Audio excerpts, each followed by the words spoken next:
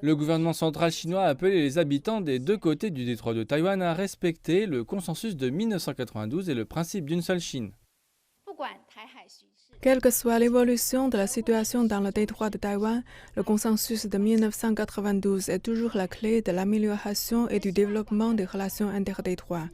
Nous espérons que les Taïwanais pourront l'apprécier et le protéger.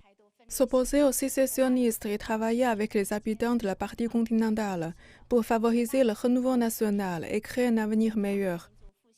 La porte-parole a mis en garde contre les forces sécessionnistes du Parti démocrate progressiste de Taïwan, affirmant que la collusion avec les forces étrangères n'aboutirait qu'à une impasse. Elle a déclaré que la réunification profiterait au peuple de Taïwan. Après la réunification, le mécanisme de coopération commerciale interdétroit s'améliorera encore et les chaînes industrielles et d'approvisionnement deviendront plus stables. Bon nombre des problèmes qui ont longtemps entravé le développement économique de Taïwan seront également résolus grâce au développement intégré des deux parties.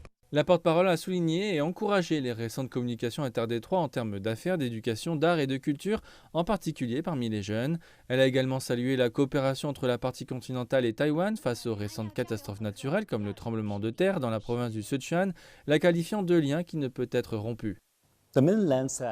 La partie continentale souligne qu'elle poursuivra ses efforts pour allier les compatriotes des deux côtés du détroit de Taïwan et travaillera dur pour parvenir à la réunification nationale et au renouvellement.